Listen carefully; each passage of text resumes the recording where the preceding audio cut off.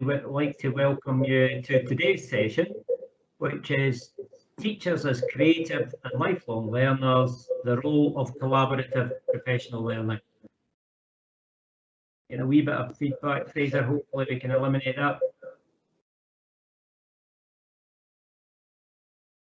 Okay, so if I move on, some basic points. Number one, just to let you know that we are recording the session today, so just for your awareness. It's a relatively short session. We will be finished by 5:30, won't we, Debbie and Pauline? Yeah, we'll be finished by 5:30. We've all to get our tea, of course. It's essentially a conversation, Pauline, Debbie and myself. It's informal in nature, but we're also keen to engage you. So there's a chat facility there, there's a speech bubble, as you can see. If you want to react, respond, stick down any thoughts, where possible, every now and again we'll try and collect them and maybe get a response. I don't think we're offering any simple solutions or panaceas today, but I think each of us, all of us here today, have got our own experiences of professional learning, the good, the bad and the ugly. What will success look like at the end of today? Well, I hope it's interesting. I hope there's some insight. I hope it provokes some thoughts, maybe affirmation and probably confidence as well to go on and do what we want to do. I think that's all part of the session. So introductions. If I start with myself, my name is Peter McNaughton. I work for the Association of Directors of Education Scotland and do a wee bit for the University of Edinburgh as well. My background is I was a primary teacher, I was a head teacher, and I should come clean, I was in the inspectorate for a while as well. Now, Pauline, behave yourself. Pauline, would you like to introduce yourself? Thank you, Peter. Hello, everybody. I'm Pauline Stephen. I work for the General Teaching Council for Scotland. Since last Monday, I became the Chief Executive, so I'm very new to that role. I am a primary teacher and an educational psychologist by background. But lovely to be here this afternoon. Looking forward to it. Thanks, Peter. Thanks, Pauline. Debbie? Hi everyone, my name's Debbie Bowie and I'm an art teacher at Renfrew High, and as well as art and photography I also teach leadership and I have a project leader role in the school. I think we're now called lead teachers of learner leadership. Debbie, Pauline, thanks very much. You'll see hopefully everyone that the idea is that we've got people from different backgrounds who do different jobs in education, sharing their views and experiences. By way of a quick scene setting, I don't know if you've seen it, but there's a report that's just come out called Encouraging Innovation and Experimentation in Scottish Schools. It's really just hot off the press. It's from an organisation called Scotland Can, which I don't know very well. But how's this for a first and opening paragraph? Though experts disagree about the state and direction of Scottish school education, there is a remarkable degree of consensus over its cultural malaise. Oh dear. The accounts of academics, journalists, activists, school leaders converge to present a picture of a system that is cautious, conformist, risk-averse, and stuck in its ways. In a word, stagnant. That sounds like one of the old essays you used to get at school, and then it said, discuss. Now, I don't take that view. I didn't write that report. I'm not involved in it. I just read it.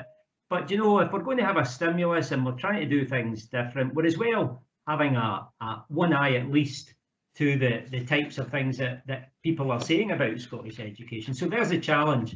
Basically, in a nutshell, we're not creative enough. And finally, by way of introduction, I'll tell you a very brief short story that might also add to the flavour. It's that story you've heard maybe before about when you know you've lost your keys, your car keys, and you got a horrible feeling in the pit of your stomach. You go back to your car, you go through your pockets, your bags, nowhere to be seen. So it's a horrible wet night. A guy's at his car, can't find his car keys. A passerby comes along. Can I help you? He says. The guy says, yeah, I've lost my keys. So the two of them look everywhere. And just after a few minutes, the passerby stops and he says, I see you're concentrating your search under that lamppost there. Is that where you think you dropped your keys? And the guy who's lost his keys stops for a minute and he says, no, I'm really only looking there because it's the only place that there's any light. And, you know, in a sense, that's our challenge. Do we keep going back to the places where there is light, to the habits, to the things that we know? Or do we actually have a go at looking somewhere differently and thinking a wee bit differently? So if we're thinking about creativity, maybe that's not a terrible place to start and something to bear in mind. Anyway, enough of me and my stories. Once you give me a platform, you can't get me off. It's now time to hear from our two contributors. So, first area of exploration is the question, what makes really good professional learning? Pauline, first, what makes really good professional learning? Thanks, Peter. I've been writing down so many notes about things that you have already mentioned, and what makes good professional learning, to link with one of your stories, I think, Peter, is something that creates a culture of irreversibility. That is a hard word to say at 20 to 5 on a Tuesday night, but there is a book called Deliverology 101, if I remember that title correctly, and it's written by a gentleman called Michael Barber, who was Tony Blair's nudge unit man. I don't know if anybody remembers that. He had a nudge unit for taking forward behavioural change. And Michael was actually an educationalist and wrote this book around about why teachers do professional learning, and it doesn't actually change the culture. Peter, you mentioned that report's opening paragraph, which is, you know, what are we going to do about that then in terms of the culture? And he talked about, if you don't keep the light alive and you don't keep talking about a change and how it's become embedded and what that means for your learners, teachers tend to reverse into things that they've already always done. So, you know, as a school, you could spend a whole year focused on a really exciting piece of professional learning altogether. But if you don't keep it alive after that year, and sometimes I have worried in the past about school improvement planning that has been so big. It's been lots and lots of things. Let's focus on lots of things with no space at the other end to actually embed and evaluate. So really just basically effective professional learning for me is something that deepens your knowledge and understanding, something where you have asked questions and you have sought to explore some different ways of thinking about an issue, probably with other people, but it's something that sticks around. It's something that has an impact. It's something that changes what you do or what your learners experience. And I think that's probably the harder bit. But I am imagining that Debbie has got really amazing practical examples, Debbie, of really solid professional learning examples. Yeah, well, I mean, I think, yeah, just to kind of echo what you've said, Pauline, you know, what makes really good professional learning is, you know, it's going to look different for everyone, depending on what it is that they're seeking to do. And I think one thing for me, something that makes really good professional learning is something that's obviously got a purpose. You've kind of got, you know, an idea behind it, and something that you know the context for it, because I think, you know, there's so much on offer. I think in education, you know, we're spoilt for choice for workshops and events, and I think that is great.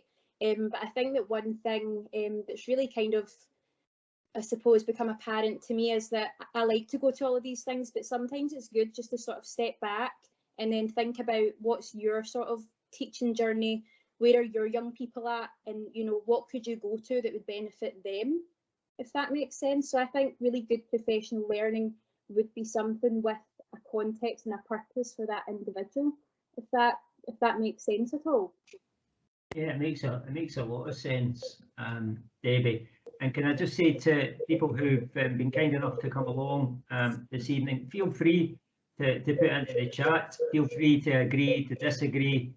You're allowed to disagree with Debbie and Pauline, but you're not allowed to disagree with. No, that's not true at all. We disagree with that. So keywords there: culture for me, embedding, both Pauline and Debbie talked about different angles and differentiation almost. Isn't it interesting how often what we do for children and what we do for adults isn't, I don't think, that massively different. And Debbie's telling us to step back and keep an eye on it, you know, which I think is really, really important at the pace that we all work at. Excellent. So the corollary of that, oh, someone's agreed with us. Was that you, Pauline? Did you agree with us? Mr. McDermott has agreed with us. Ah, good. Well done. A little thumbs up for that, I think. Thank goodness that man is here. Oh, Pauline again.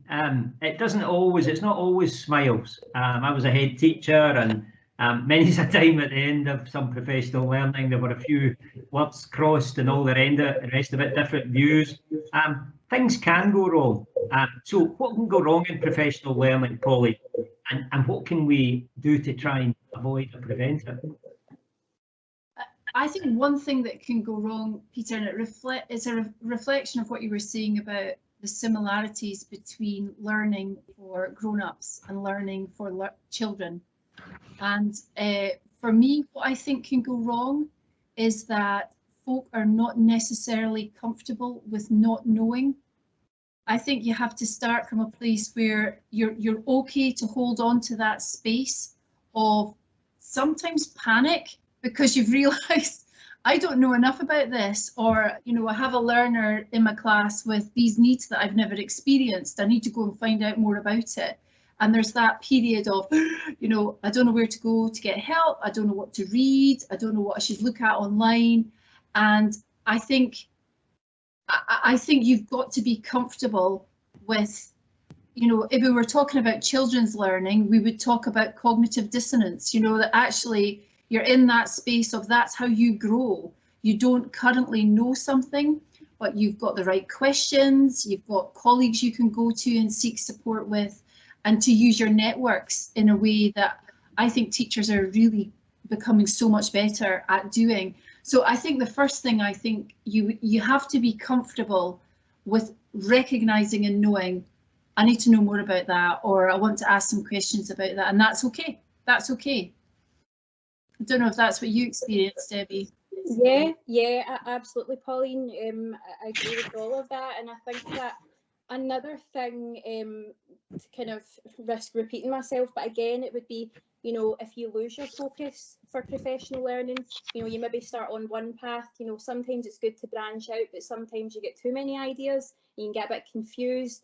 And then on the other end of the spectrum, you might have always done, like you were saying, you might have always did one thing, and then you kind of get so wrapped up in that you're then too scared to branch out, because I don't know, you might worry about what your peers might think of you, or you might worry about, you know, will the kids react okay to this? But I think that those are a couple of the things that I think are kind of challenging for teachers, because we're kind of almost like that kind of perfection button that we're kind of always trying to push, but we need to be okay with making mistakes, you know?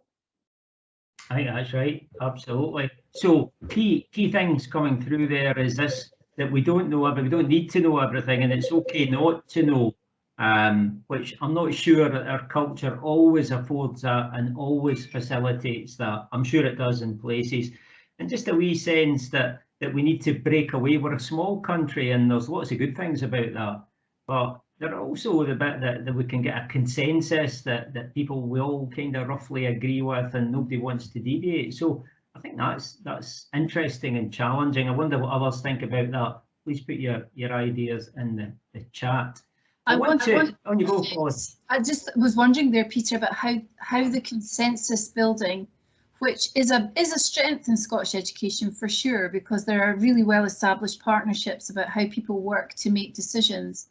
But I wonder if perhaps a slight disadvantage sometimes to that approach means that being innovative is perceived as being more of a risk in that space. And you know, where is the space for innovative thinking, innovative trying out of things with your learners, you know? And I think there's definitely some, I tell you, it worries me, Peter, sometimes when I hear that people feel that they need a permission to be innovative. You know, I think, how do we make that part and parcel of what it means to be a teacher, really. I think that's a really good point. And Pauline and Debbie and I were talking about this last week about the idea of permission. It's a terrible state of affairs, isn't it? If we need permission to be creative and innovative and so on. And hopefully that's not the case for colleagues here tonight, that they don't feel they need that permission. Nobody's suggesting we go willy-nilly and do everything that's going to endanger children, but we've got to be creative, I think. So creativity in the classroom, really important. If you look at Higgios, for example, the 3.3 or any list of creative skills, we need ambition, motivation, youngsters taking ownership of the learning. We want risk takers. That sounds good. How do we try to make these skills commonplace in the classroom? And Debbie, I wonder, maybe you're in the classroom, Debbie, if we start with you on this one. Yeah, absolutely. I think for me, it's about communicating with the people in front of you. And it's about kind of telling them, you know, what your thoughts are. So it might be that, you know, right, okay, class, how are we today? And I want everyone to really focus on their creativity skills, but that's not just, you know, sitting down and drawing a still life piece, you know. And I think it's really about including them in the discussion and including them in your own learning as well, highlighting key things that you know, you'd want them to look at, key skills that you want them to be gaining. So including them in the journey as you go, and not kind of just expecting it all to happen. You know, for example, if I'm talking about, say I'm doing photography and I'm talking about industry, you know, I've got, thankfully, connections in the industry. So one of my friends came in, he's a professional photographer and director, and he kind of grew up in the Renfrew area, which is where I work. He went to college in that sort of area. So for them, that was what I hope was invaluable, you know, seeing someone that was sitting where they were at one point and is now a huge success. So I think we can be creative in kind of terms of what we bring to the classroom, you know. I see that Ian has mentioned, Ian McDermott in the chat, Peter has mentioned, you know, that there's a need for headspace and forums that really support people to develop that creativity. And I wonder if there is something actually fundamentally structural that needs to happen to, for example, the school week that allows or provides teachers, if you like, with that space. GTCS does an annual survey for those folk that have signed off with professional update, and it comes back time and time again every year. Time and space to invest in high quality, effective, impactful professional learning. And I think, you know, times that by 10 if you want to think about the creativity that needs to inform that space. People need the time and the headspace to be able to focus on that. And I think there are some interesting questions for us right now in Scottish education about, is now the time to be looking at how we organise ourselves to free up some of that space? That's a big question. Yeah. It's almost like scheduling in free time, you know, and I think that if we did that, there's a lot of teachers as well that I think might feel guilty about taking that time for themselves, you know, but you need to kind of remind them that everything that we do, everything that we're learning, is not just for us, it's for the young people in front of us. So I think that, I mean, I would certainly welcome that. And I think as well, it all comes down to communication as well with your colleagues. So if you've got that scheduled time, I think that you'd be much more willing to kind of reach out to other colleagues as well, you know. Thanks, Debbie. Thanks, Pauline. Yeah, I think time.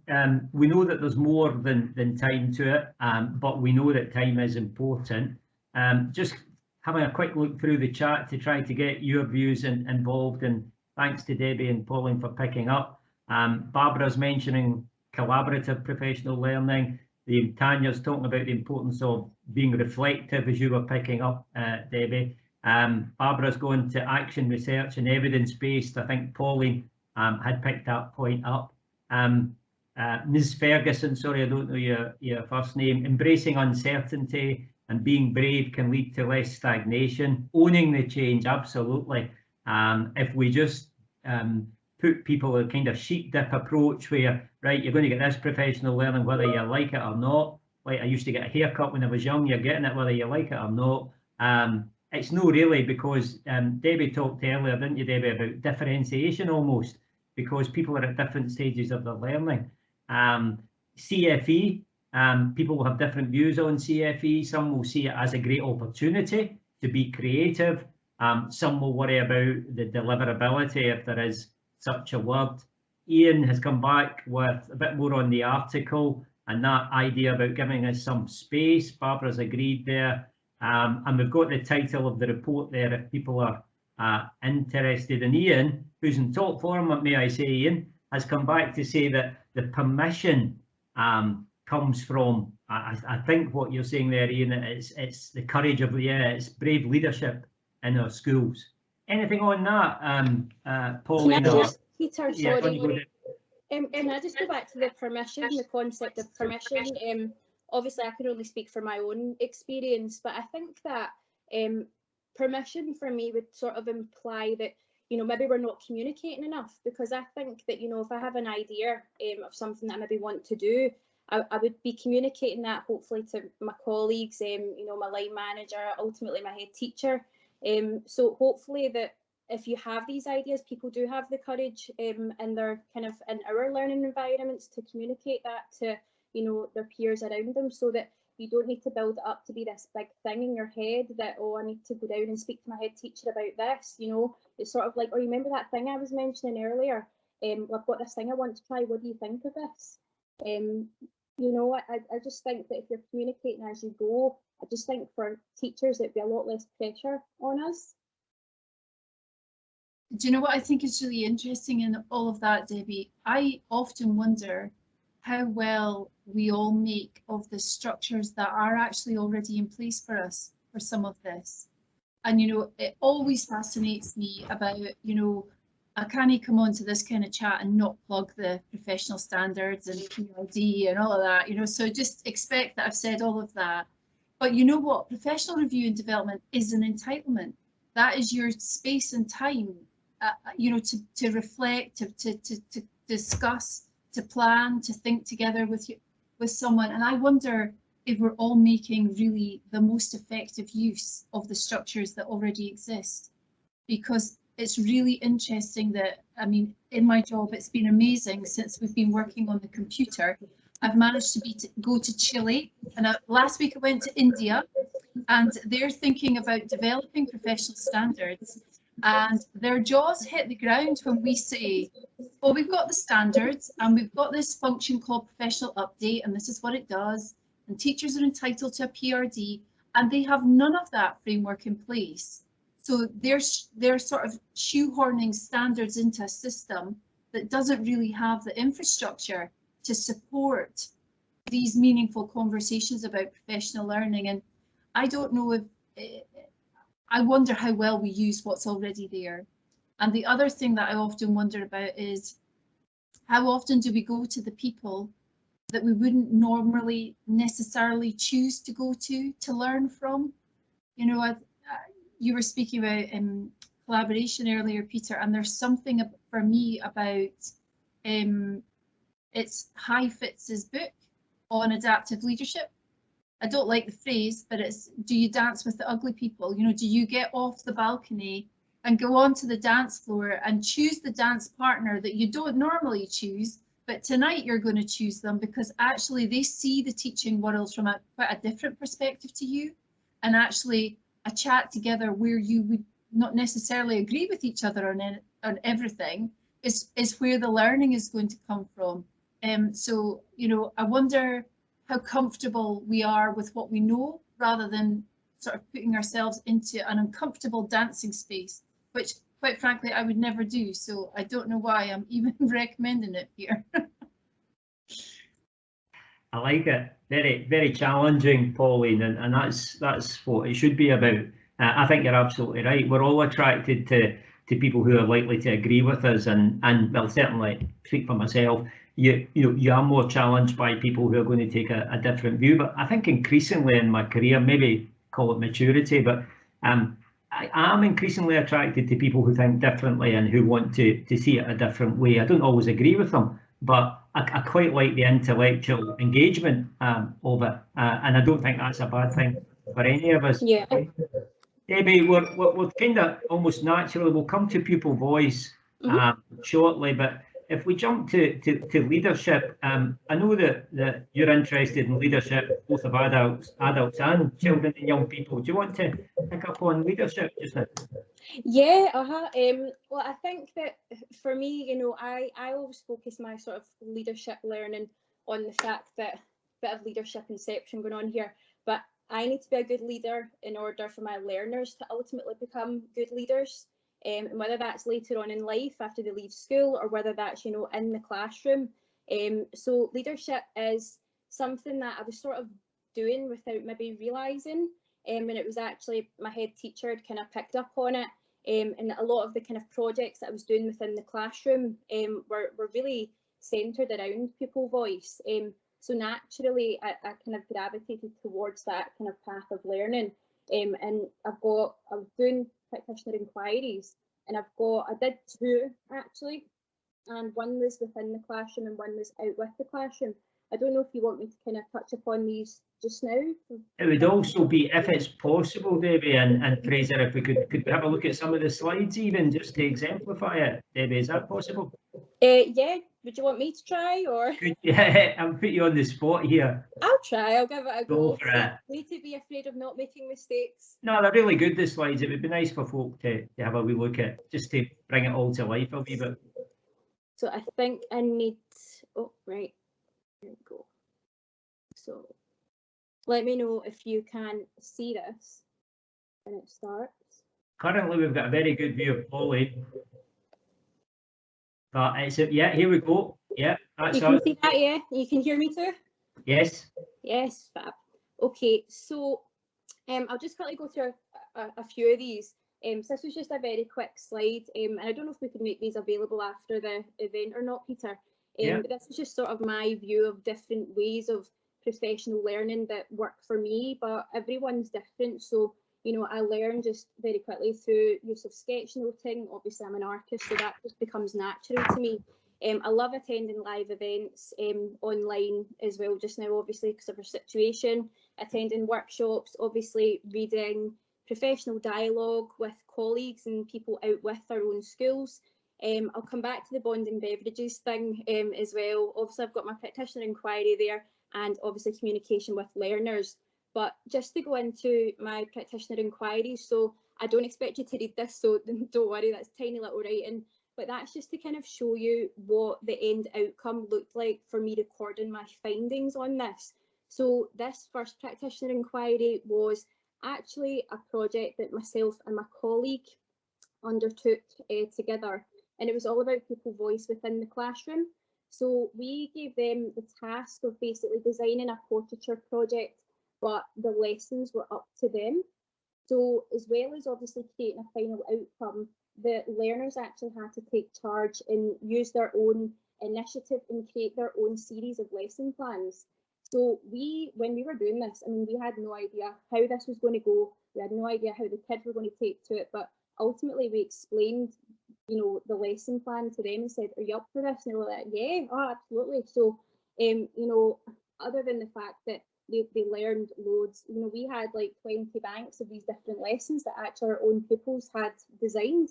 And we've got little bits here, so I obviously recorded what I did, why did I do this, how has this impacted on my leadership learning, and pupil voice regarding the project, which is probably the most important thing for me. And I'm not going to go through all the feedback there, because it would take forever, but all in all, it was a really positive experience for them, but also for myself and my colleague, because we were like, you know what, we presume that they don't know how to do these things, but actually they do. If we just structure it well enough for them, they'll rise to the challenge every time. And this was actually the pupil-led project exhibition poster, so they showcased all of their work. So that both of these were designed by pupils, and this was an event that we had. It was a little exhibition of their work. Hopefully you can see that now. So yeah, this event kind of happened, and Gail Gorman and people from Education Scotland came to visit them, and you know, they were just so proud to show off all their achievements. You can see some of the wee lesson plans at the front there as well. But I mean, I'm not going to lie, for me and my colleague, as exciting as it was scary at points, because you know, you're like, is this going to work out? You know, you don't want to waste their time, but you need to try these things. Do you want me to talk about this one as well just now, Peter? Yeah, please. Yep. So obviously, I'm an art teacher, and that's my bread and butter. That's my kind of role. But as I said, I'm also a lead teacher of learner leadership. So I was interested in pupil voice within the classroom, but also out with the classroom. So I came up with this sort of this idea based on TED Talks. But I work at Renfrew High, so we called it Ren Talks, and we got all the branding and everything done for it. And basically, it's our own school's version of TED Talks. So it's pupils it's senior pupils basically, who will talk to our younger pupils, and they'll provide them with a talk on something that they feel passionately about.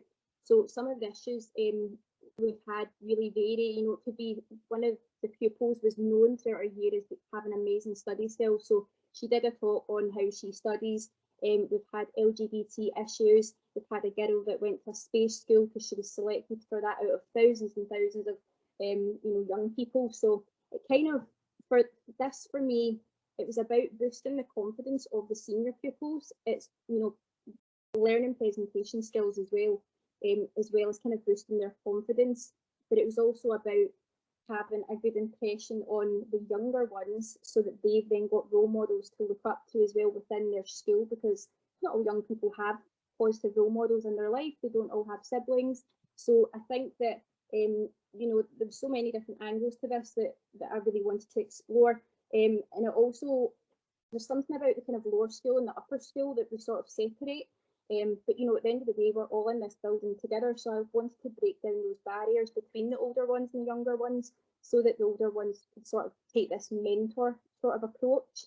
And you know, how, you know, I'm just looking here. So yeah, so the impact was about what was the impact on the BGE pupils, but what was the impact on seniors? And I've got here, like, you know, to Emily, thank you for coming in. And I think that we notes, you know, basically telling her that they're now going to eat healthier, because she did hers on healthy body, healthy mind. You know, and then they had the impact on seniors, and they wrote their feedback as to how it affected them. So I mean, for me, it was something that I was sort of like, well, how do I measure this? But actually, you know what, I'll just ask the kids what the impact was on them. So that's obviously our logo there. So it's an initiative supporting the power of pupil voice within and beyond the classroom, because they're not just talking about school issues, they're talking about, could be community issues and life beyond school.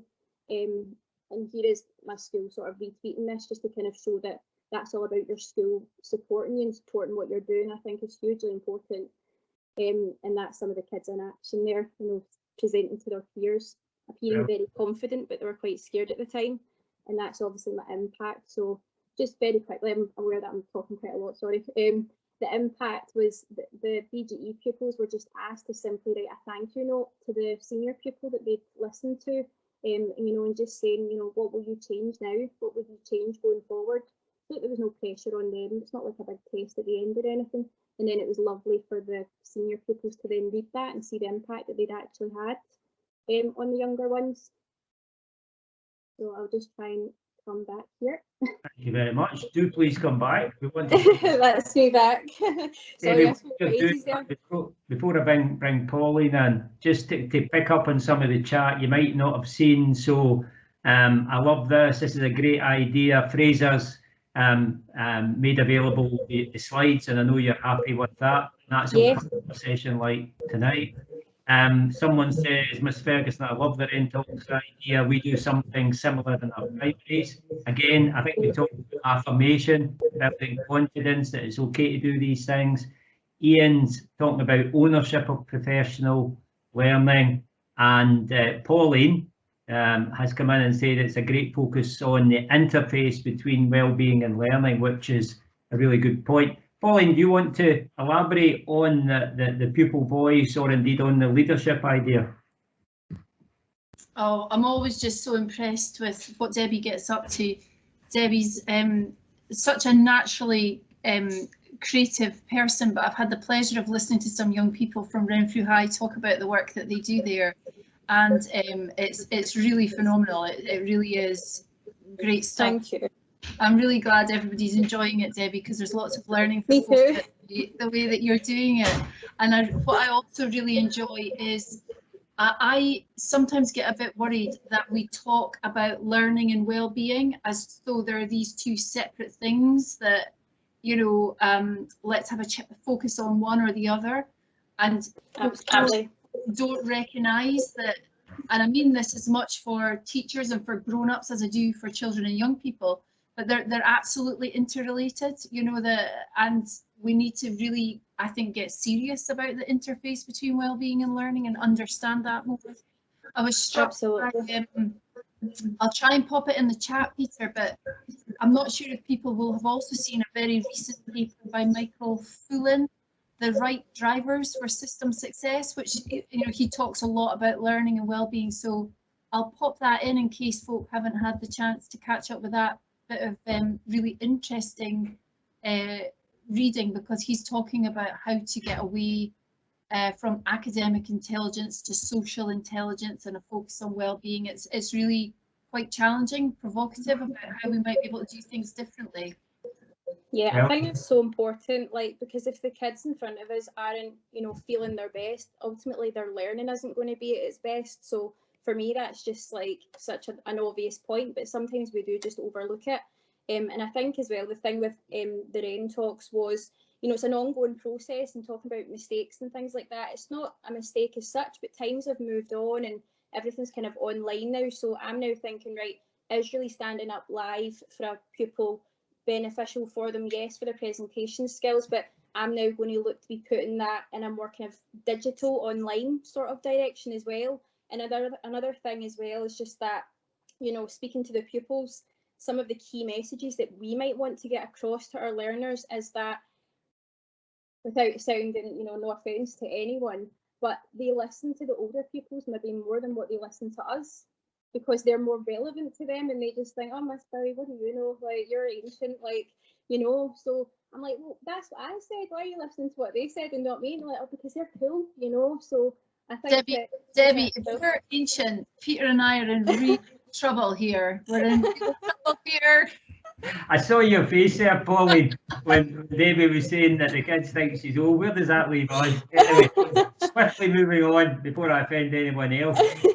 On a more serious matter, the COVID and the pandemic. What do you think the effect has had on professional learning? I mean, I hear of gems where, you know, people who had kept their head down in normal times almost came to life during COVID and responded brilliantly, and people who hid from IT all of a sudden found a new phase or whatever. Any thoughts on that, Pauline, first? Thanks, Peter. I think COVID has given us an opportunity to try out some things that we've delivered faster, more quickly than we would have done if we didn't have the pressure of a global pandemic. And, you know, so GCS has been working with Education Scotland. We've established the Stepping Stones programme. So that is a series of professional learning inputs for people post probation, usually about years 1 to 4 after probation. And it's been, it had a slow burn, and it's really gaining momentum and lots of engagement in that programme. But I think what COVID has done for me more than anything is exposed where I think there are places that we need to work together across the system in terms of professional learning. So a practical example for me is the linkages between initial teacher education, probation, and post-probation, and what are the learning pathways through that space as an early career teacher, where you are using your context and you have got networks of trusted others, and you're really finding interesting professional learning through Twitter and all sorts of places that people find it now. But there is sometimes a lack of cohesion against that kind of learning progression. And you see it quite often, I think, because people usually have a list of things that they want initial teacher education to cover. You know, there's usually, oh, so teachers don't know enough about topic X. They need to do more of that in initial teacher education. And it is initial teacher education, and it is right for you at that when you're becoming a teacher. I suppose what I'm wondering about is what's the link through becoming, being and growing. I think there's lots of learning progression that we could work on as a system. Just a small thing then. Debbie? Yeah, absolutely. I think that for me, COVID is actually on the kind of plus side of professional learning, is because so many things have shifted online now, it's so much more accessible for people. You know, because it might be that a certain workshop or event is on, but you can't actually physically get there for whatever reason. Maybe you're, you know, too busy in the classroom that day. And I think that for our own professional learning, I learn best when I'm relaxed, and maybe, you know, I go and choose to kind of select what I want to look at. So having all these resources online, in my opinion, is absolutely fantastic. So people can go and cherry pick what they need, and maybe more importantly, when they need it, you know. So I think that having everything online is really great. Even, you know, things like understanding standards event for SQA, if we want to kind of put in a more serious route, you know, for our senior pupils. I think even having, you know, I think you're allowed like one delegate from each centre.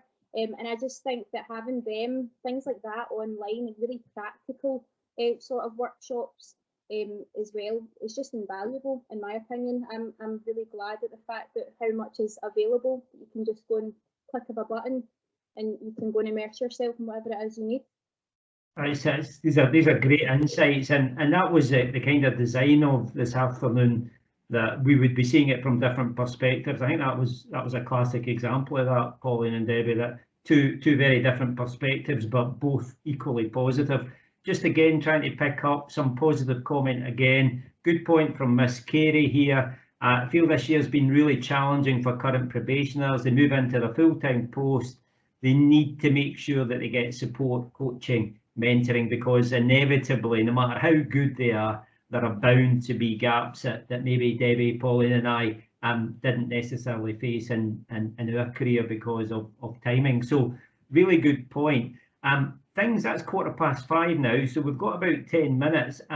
Two things I want to try and touch on before we start to wrap up. One is the age-old argument, far too busy. And these are terrible times. We're all, you know, they're horrible times, and families are facing all sorts of things and all sorts of issues in schools. Far too busy for it. How do we deal with that issue, Pauline, that we're far too busy for professional learning? So I hope this doesn't sound like a trite answer, Peter, but it's actually something that I genuinely believe in, and that is, what is it that we are calling learning?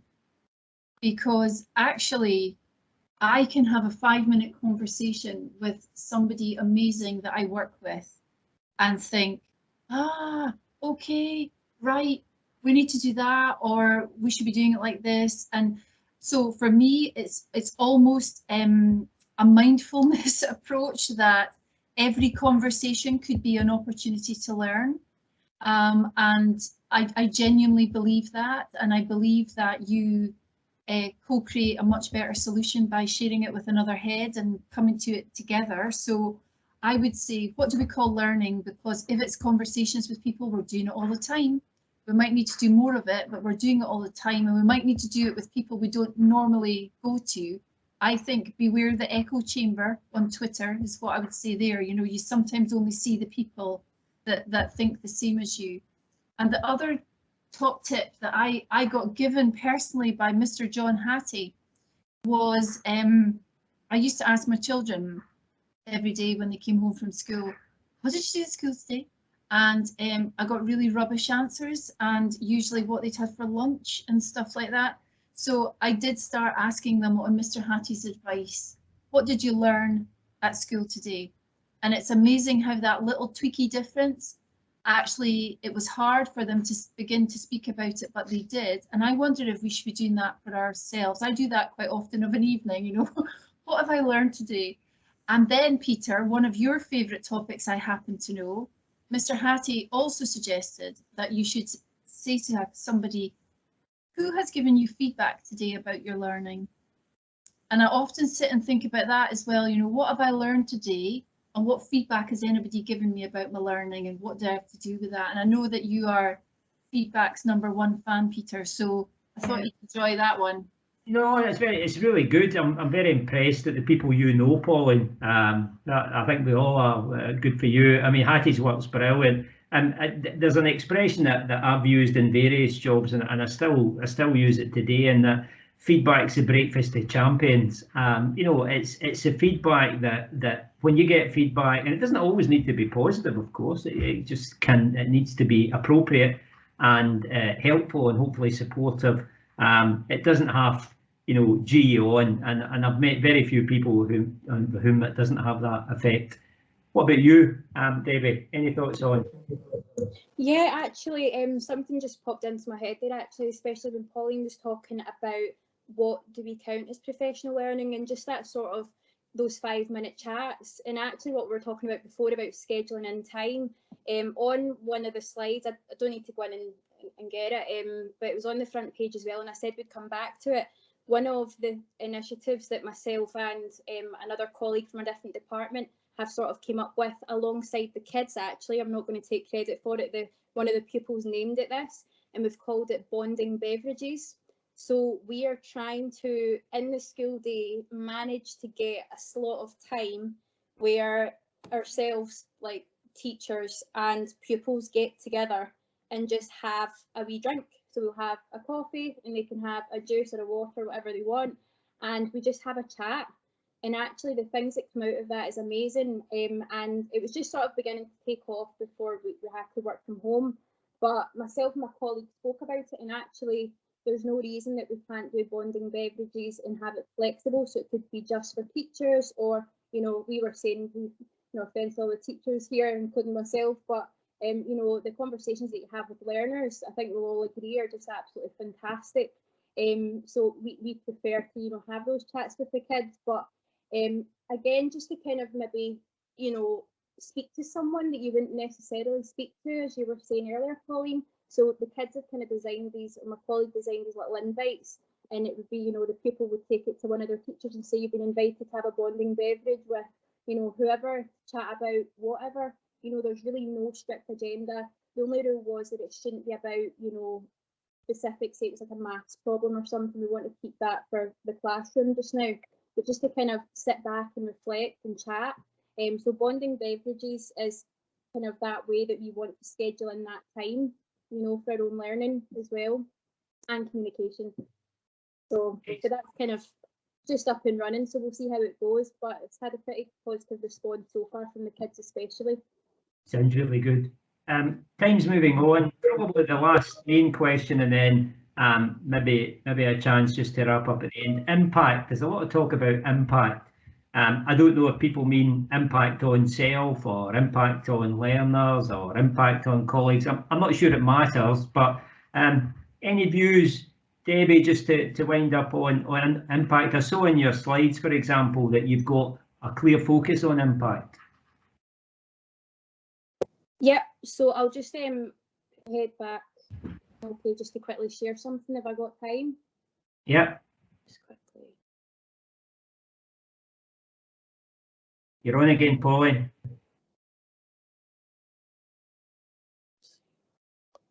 Can you see that okay? Yeah.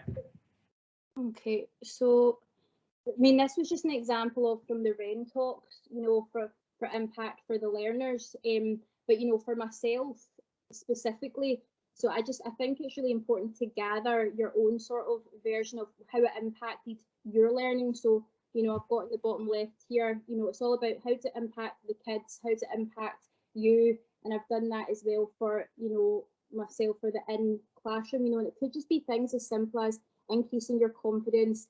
It could be opportunity to share good practice with your colleagues, but I think just kind of taking the time to sit and reflect on it after the events have taken place, you know, and just be really honest about it as well. I'm just going to stop presenting and come back. But yeah, and you know, hopefully the impact is positive. And I think for me, it's a visual subject that I'm in. You know, the impact of your learning should ultimately positively impact your pupils. So you'll see it in front of you happening. You'll know straight away if this is something that's worth doing, or is it something that actually maybe I need to go back to a bit later on, you know. Excellent, and thanks for the slides, they're brilliant. They really brought things to life. Thank you. Pauline, impact. I think it's going back to the survey that we do from the GCS annually, it comes back quite often that people are not sure how to measure, or measure is probably the wrong word, how to identify what the impact has been from their professional learning. And I don't know if we think early enough in the process around about, you know, what am I going to learn about and how will I know, you know, and the evaluation bit, I wonder if sometimes generally in Scottish education world we get stuck at the evaluation bit, and I wondered if we need to, there's a quote that I will not get right about upstream, getting the water before it lands in, and there's something about thinking it way back, you know, what's the purpose of this? Why am I doing it? How will I know? How will I see that in my learners? And actually just thinking that through in your head before you crack on with something, I think it's probably training ourselves to do that thinking much earlier upstream than after the event when we're wondering, or after the learning we've done. I couldn't agree more. I think that's a really good point, Pauline. And that's 5:25, everyone, and it'll be time for our tea shortly. So just before we break, I'm going to ask both of my colleagues here, just if there's anything they want, a message you want to leave us with, a takeaway, something that they haven't had the chance to say before I just say a few thanks at the end. So, Pauline. I would say two things. I would say networks are important. Not all networks are good. So you have to find the right collaborative groups of people to work with and challenge you as a professional. And I would also say step back. I saw, Debbie, you had the book Step Back on one of your slides. Norman Drummond, I think, if that's his book, but stepping back. Yeah, but there's a bit about sometimes not thinking about work is the best thing that you can do to help you with your work. So it's important to step back. Those would be my messages, Peter. Excellent. Debbie? Yeah, I think what I'd probably like to say is just try not overthink things. You know, try not be scared to try new things in the class, and always involve the learners in the journey, because they'll make it better, you know. And actually, if you feel uncomfortable doing something, you know, just say, look guys, I'm actually just trying this out, what do you think of this? And all my best ideas I get from my pupils, because I might start with one thing and then they'll say, oh yeah, but miss, why don't you add this? And then all of a sudden it's like, you know, 10 times better. So, you know, don't be scared to try something different, and always involve your young people, because they know best, and actually we're working, you know, for them. So let's listen to what it is they need and work with them to achieve that. By God, they tell you the truth too, don't they? Oh yes, they do. So, yeah. I just want to say, I think they say that, you know, you listen to these radio programs and they say things like, oh, time's flowing, and it's actually quite true. It's gone, that's nearly an hour, and it's gone really, really quickly. I hope, colleagues, that you've enjoyed it. I hope you've gained something from it. I hope it's affirmed your practice, challenged your practice, certainly made you think. Debbie, thanks for bringing it alive in a school and classroom setting. Pauline, I think that was great. I think you gave us some real challenges and supportive ways forward there too. Fraser, quietly working in the background, making sure it all ticks over. Much appreciated. Thanks to the Creative Learning Steering Group for the opportunity for us to do this tonight. And I'll finish with a wee bit of self-evaluation, as we're supposed to. I was just thinking about my own role and whether or not I was a bit of Michael Parkinson. Nah, I'm not so sure. Graham Norton, or is it Alan Partridge? I'll leave you all to make your own mind up on that one. So thanks very much, everyone. Hope you've enjoyed it as much as we have, and good luck in being creative. Thank you very much.